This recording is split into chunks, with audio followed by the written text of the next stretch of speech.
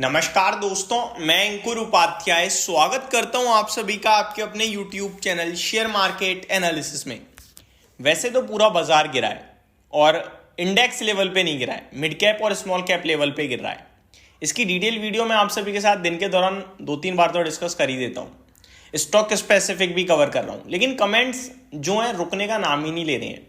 हर व्यक्ति का अपना एक मसला है, इस समय अपनी एक प्रॉब्लम है। कोई ना कोई शेयर ऐसा है उसका जो उसे 25 से 30% नुकसान दे रहा है।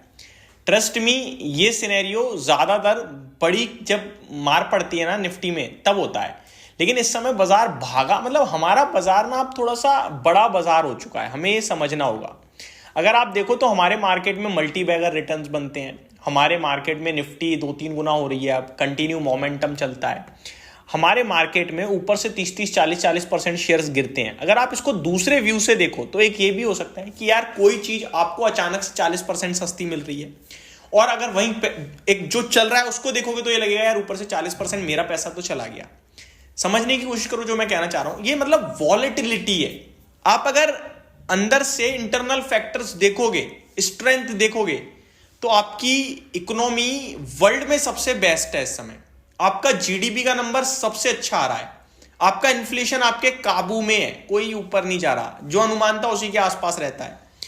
अगर आप देखो तो एफआईआईडीआई का फ्लो सुपर पॉजिटिव है, कंपनीज की अर्निंग्स आ रही हैं। ये पहला डेटा आज आया है जहां पे प्रोडक्शन डेटा अनुमान से कम आया है, अदरवाइज हमेशा ज्यादा ही आता है। मैन्युफैक्चरिंग डेटा हमेशा अनुमान से ज्यादा ही आता है। ये सब पॉजिटिव है, लेकिन शेयर्स टूट रहे हैं, ये प्रॉब्लम है।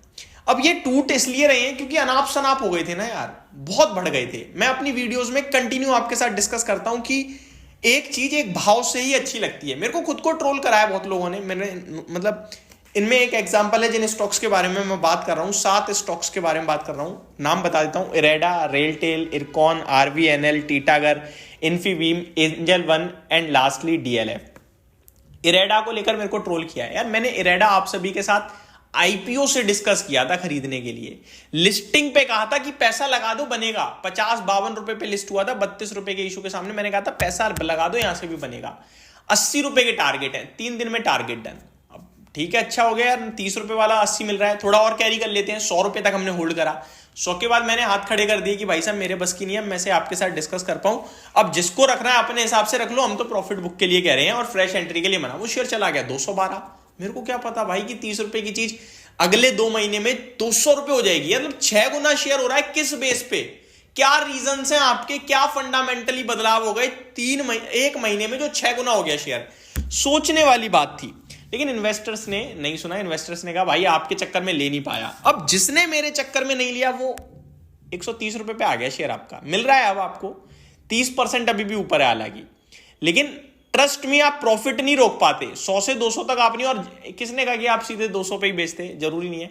लेकिन ऐसे कितने लोग होंगे जिन्होंने हमारे कहने से लिया नहीं होगा? जो 180-200 पे लेने जा रहा होगा, लिया नहीं होगा, उसका पैसा कितना बच गया? आप देखो, आप कितने ऐसे लोग हैं जो 200 रुपए से ट्रैप्ड हैं इरेडा में? बहुत हैं, गिनती नहीं है भाई साहब। ऊपर में बड़ा आदमी फंसता ही नहीं है, बड़ा आदमी नहीं फंसता, छोटा आदमी ही फंसता है। तो हम जैसे रिटेल इन्वेस्टर ही फंसे होंगे। अब सवाल यह कि क्या करें इरेडा में? तो देखो, कंपनी 200 रुपए पे भी मुझे अच्छी लगती थी, कंपनी 50 पे भी अच्छी लगती थी। कंपनी तो बहुत अच्छी है, लेकिन हर चीज की एक कीमत होती है, वो कीमत नहीं आ रही है सही। ये रीजन था मेरा। अब अगर देखो, पीएसयूज जितने भी है ना, जितनी भी सरकारी कंपनी है, इन्हें आप जस्टिफाई कर ही नहीं सकते। आपको इरेडा के वैल्यूएशन महंगे थोड़ी लगेंगे, लेकिन जो कंपनियां अंडर वैल्यू ट्रेड होती थी वो ओवर वैल्यू ट्रेड हो रही हैं। ये फर्क आया, ये बदलाव हुआ। अब इस बदलाव में मैं कैसे जस्टिफाई करूं कि ये ठीक है या गलत है? दोबारा अंडर वैल्यू होंगी या फिर अब यही इनका नॉर्मल हो जाएगा वे? ये तो वक्त ही बताएगा ना।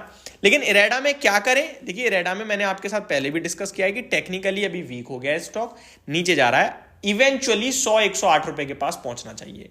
अब ये कमेंट्री सुनकर कल आप बेचने चले जाओ तो वो भी गलत है, क्योंकि मैं भी एक सेफ्टी देखता हूं अपनी। मेरे कहने से आपने 180 पे लिया, 134 पे गलती से बेच दो आप, जिसमें मैंने बेचने की राय भी नहीं दी। फिर आप कहोगे भाई आपकी वीडियो देखकर बेच दिया, लेकिन मैं बेचने की नहीं बोल रहा हूं। मेरा ये मानना है कि फ्रेश कैपिटल नहीं लगाना। आपने ले लिया है तो आप अपने हिसाब से कैरी कीजिए, कोई व्यू नहीं है इसमें मेरा सेलिंग का।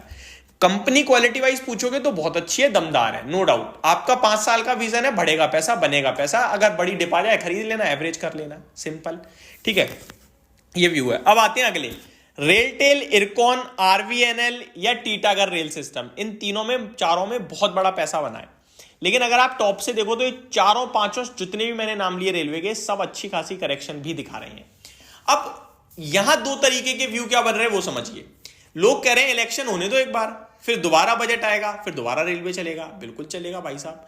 तो आप मुझे ये बताओ, अगर कोई चीज मैं 1200 रुपये पे ले लूं और 850 आ जाए, तो मेरी तो मतलब आत्मा जवाब दे देगी मेरी तो कि भैया मैं तो गया काम से, मेरा तो हो गया 30-40% का बेड़ा गर्क। तो कहने वाली बात यह कि हर चीज का भाव है। आप इस मार्केट के फॉल में सिर्फ सीखो, ये सीखो कि हर चीज को मैं भाव से लूंगा, भावनाओं में आके नहीं भाऊंगा।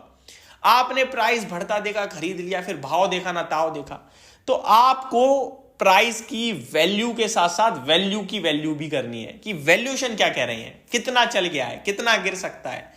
10 टाइम्स की बुक वैल्यू पे ट्रेड करने लगा, लोग कह रहे हैं। जो कंपनी की आपकी ऑर्डर बुक है, उसके सामने कंपनी के पास ऑर्डर 10 टाइम्स के हैं, तो भाई महंगा ट्रेड कराओ। अब क्या हो गया, ऑर्डर बुक तो अभी भी उतनी है, बढ़ ही रही है, लेकिन शेयर नीचे आ रहा है। तो कोई भी हो, टीटागर हो या इरकॉन हो या रेलटेल हो, कंपनियां अच्छी हैं, ये दमदार हैं, लेकिन प्राइस अभी भी मत लेना, थोड़ा समय और दे दो। जहां सेटल होंगे, घूमना शुरू होंगे, दोबारा खरीद लेंगे टेक्निकल टर्म्स पे आके ही। बिल्कुल बॉटम पे नहीं खरीदेंगे, 5% ऊपर ले लेंगे, लेकिन वेट करके लेंगे।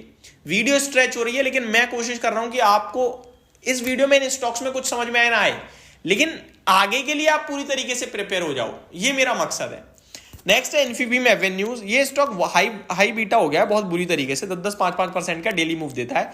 कंपनी अच्छी है ये भी, और इसके भाव की बात करूं तो मैंने आपसे कल भी कहा था और परसों भी कहा था कि 33-35 रुपए पे से उठाओ, 30 रुपए का स्टॉप लॉस लगाओ, ऊपर में 40 रुपए के दोबारा टारगेट बनेंगे। 2 बार बुक हो चुका है प्रॉफिट, तीसरी बार दोबारा नीचे आएगा, दोबारा उठा लेना। नेक्स्ट स्टॉक है एंजल वन, की बहुत ही दमदार कंपनी है, वैल्यूएशन टर्म्स पे भी अच्छी है, लेकिन ये 20 के पीई पे है, मोतीलाल ओसवाल 10 के पीई पे है। लेकिन एंजल वन की ग्रोथ थोड़ी अलग है और उसकी अलग है। एंजल वन का शेयर कोई भी डीप करेक्शन देता है, आपको लेने के मौके ढूंढने हैं। सबसे बढ़िया वैल्यू आएगी जब ये स्टॉक 2100 के करीब आ जाएगा, 20% और यहां से, फिर इसको लॉन्ग टर्म के लिए आराम से पिक करो, रखो, कोई दिक्कत नहीं है स्टॉक में। डीएलएफ आज पूरा रियल एस्टेट नीचे था, इसलिए स्टॉक भी टूट गया, बाकी कुछ खराबी है नहीं, ठीक ठाक है, बट बड़े वॉल्यूम्स के साथ टूटा है। थोड़ी दिक्कत की बात यही है, और वैल्यूएशन टर्म्स पे भी 90 के पीई पे कोई सस्ता नहीं है। तो ये सारी की सारी डिटेल्स थी, होप आपको समझ में आई होगी जानकारी। Thank you so much for watching this video, have a great day guys.